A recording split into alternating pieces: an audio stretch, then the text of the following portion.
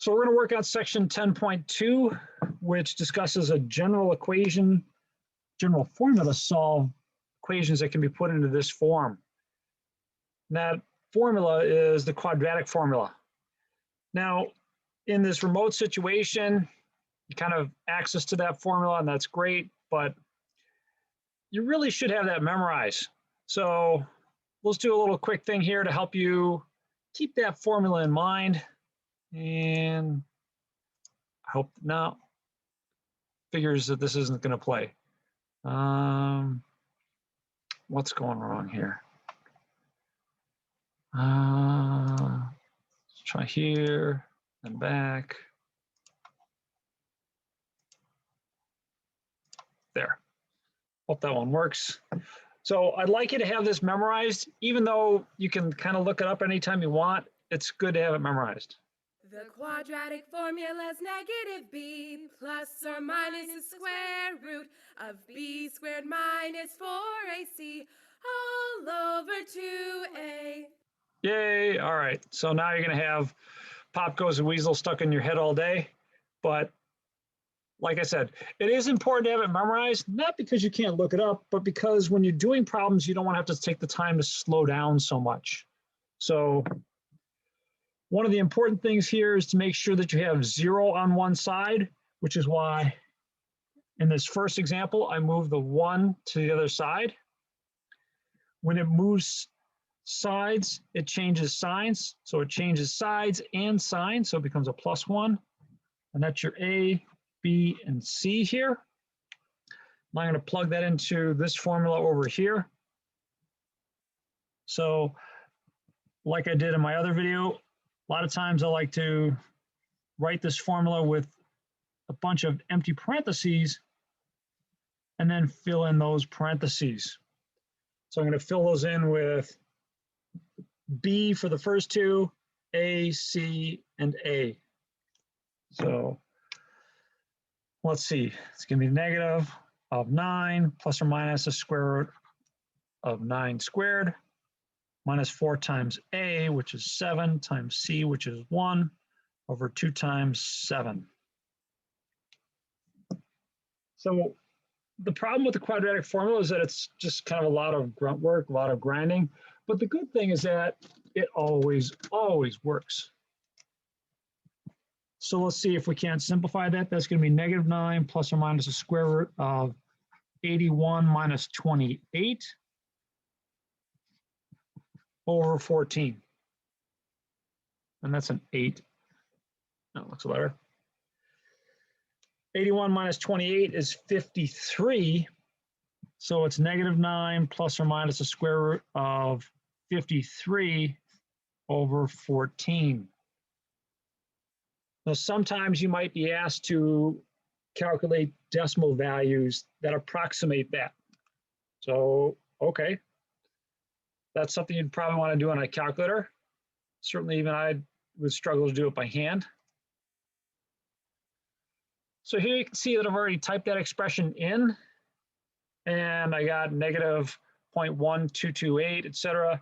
If you wanted to round that off to, say, the thousandths place, it'd be negative 0.123. As you'd look at the thousandths place, which is this last 2. The place to the right is more than a 5, so round up. Now, here's kind of a cool thing. If you wanted to get the other value, one way to do that to get the negative solution is just use the up arrow twice. Come down here. And now I'm just going to go back and change that plus to a minus.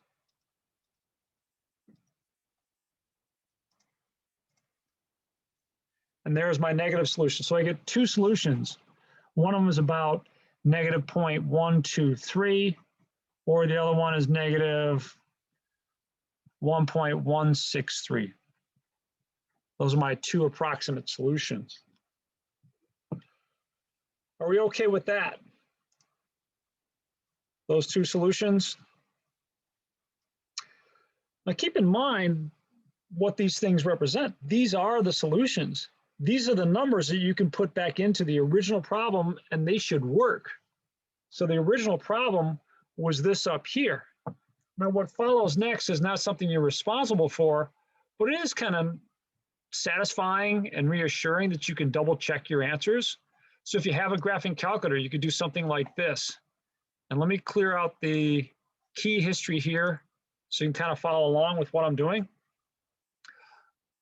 This last answer is kind of stuck in its memory. So I'm just going to hit the store key and store that in X. So now whenever I type the X, it actually puts in that value for me. And I'm just going to retype the original equation. So when I go back here, it was 7x squared plus 9x, and that was supposed to equal -1. So let me just type that on my calculator. Be 7, here's your variable x, now it's squared, plus 9, and then again the variable x.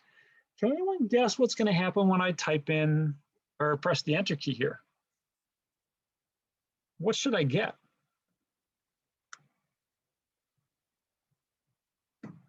So I've got the left-hand side, and I put in one of the solutions here. Well, if this works, I should get -1.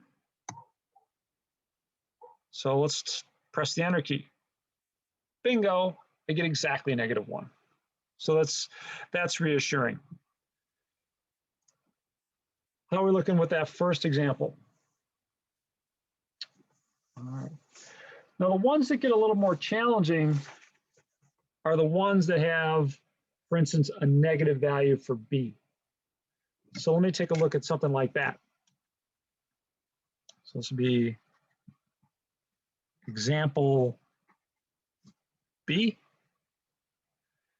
And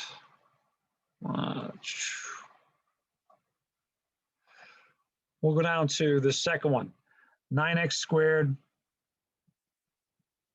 minus 3x plus 1 equals 0. And like I said, I chose this one because you had a negative value for B, A, B, and C. Can someone list A, B, and C for me in this one? 9, -3, and 1. Perfect, thank you. 9, -3, and 1. So let's put that into our quadratic formula.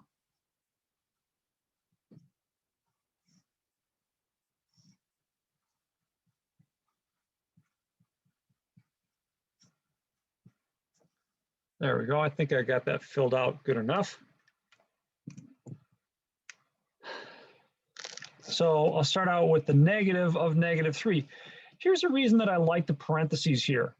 It's because a lot of times people will just put a -3, forgetting that it's the opposite of -3, or you get the negative of -3. And then again here, when you're squaring things, sometimes people don't write a parentheses and they square this as -9. What should it be? Should be +9. And then 4 times A, which is 9, times C, which is 1, over 2 times A, which is 9. Let's make some progress on this one. That's going to be 3 plus or minus the square root of 9 minus 36 over 18. So 3 plus or minus the square root of -27 over 18. We're going to have to simplify that a little bit. Actually, a fair amount. Are we okay up to here?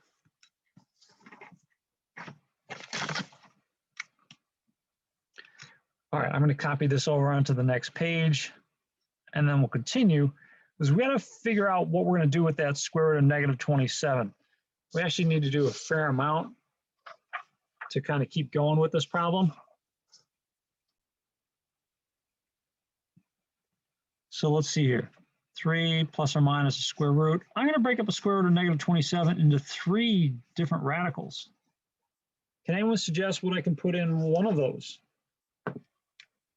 -1. -1. I'm going to put that in the middle one. Thank you. -1. Now 27. We've already taken care of the negative.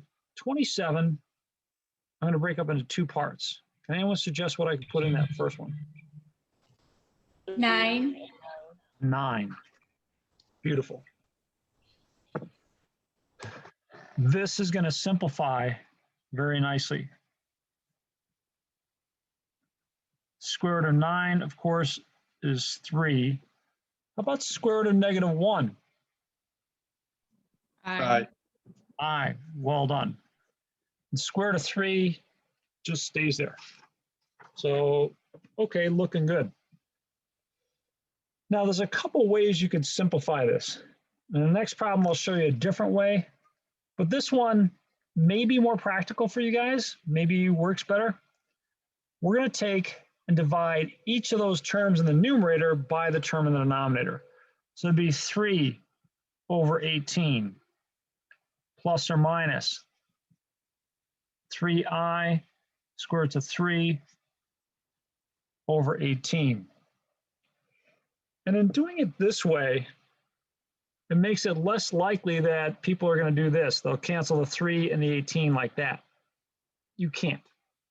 You can do that here because you just have a nice simple fraction. But you can't cancel part of the numerator with the denominator.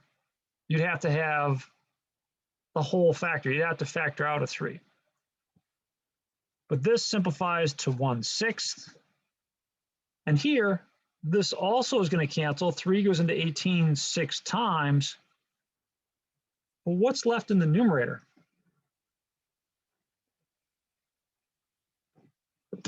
Square root of 3i. Yeah. So that cancels. And yeah, so square root of 3 and I. Now, you said it probably closer than what I wrote it. But the reason I wrote it this way is because a lot of times people get a little bit sloppy with that I, and it ends up under the square root. We will not have the square root of I in this course. Nice. So there's another example there for you. How are we looking on that one? All right. Let's do one last example like this, unless you're feeling pretty confident and want to get going. All right, maybe one more example. So last one here, we call example C.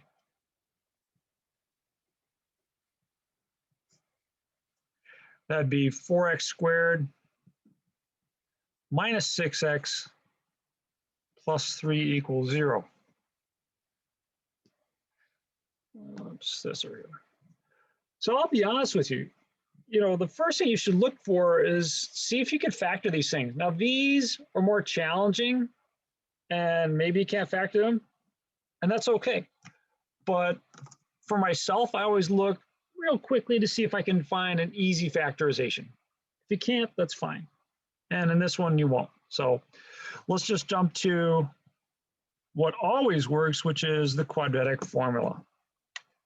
So 4, -6, and 3.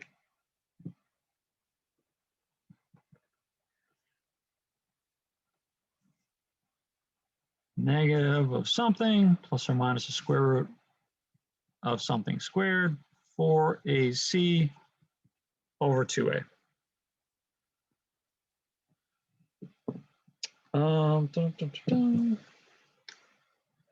Again, I chose this one because of this -6. You need to practice that. It's just so easy to make a mistake there. And then -6 squared should give you 36, not -36. Again, that's the importance of that parenthesis. 4 times a times c over 2 times a.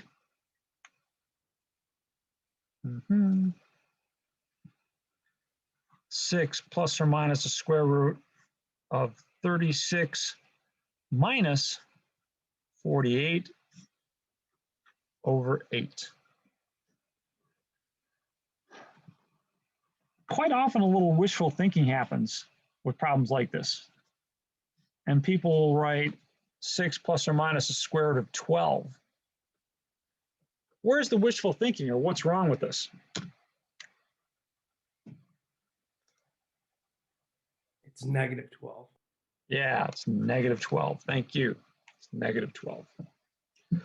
So kind of like the last one, we're going to break up that negative 12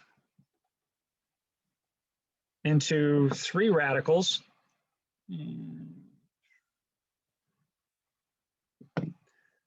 So 1, 2, and 3.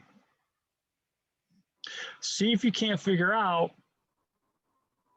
which 3 radicals we're going to have. It'd be -1, 3, and 4. Yes. So -1, I'm going to put in the middle here. And then the 4 I'm going to put here, and the 3 I'm going to put here. The perfect square I put out in front, square root of -1 I put in the middle, and then whatever's left I put at the end. Now it's just a suggestion there for you. Let's see here. So it's going to be 6 plus or minus 2i square root of 3 over 8. The reason I put the I here in the middle is because if you put it to the right of that square root of 3, a lot of times that I ends up under the square root. Like I said before, we will not have the square root of I in this course. Not that you can't do something with it. That's fine. Now, the last one, what I did here when we got to this point is I split it up. I said, okay, I'm going to take this divided by 18 and this divided by 18. And that's probably the safer way to do these things, but it's not necessarily my preferred way. Nonetheless, you're the ones that are going to be doing this, so it's up to you. But let me show you another way, because a lot of times people just want to say, oh, I cancel the 6 and the 8 and cancel out that 2. You can't do that. If you want to do something like that, what we can do in the numerator is realize that there's a common factor of a 2. 2 comes out of both of those. 2 goes into 6 3 times. 2 goes into 2 once. So that'll just leave me I times the square root of 3. I haven't canceled anything yet. But now that I've factored this out, now I can cancel. And it leaves me with 3 plus or minus I square roots of 3 over 4. Now on an exam in class, if this was a face-to-face class, I'd be really, really happy with this. I'd be doing, my inner child would be doing little somersaults. But on WebAssign, my guess is you're going to have to split it up as 3/4 plus or minus square root of 3 over 4 times I. I think that's how they're going to want it. So maybe doing it the method we use for part B or example B would be better for you, but realize this is another way to do it. Okay, any comments or thoughts? Doing okay with that one? All right. All right. Well, I'm going to stop the video here and put you into some breakout rooms.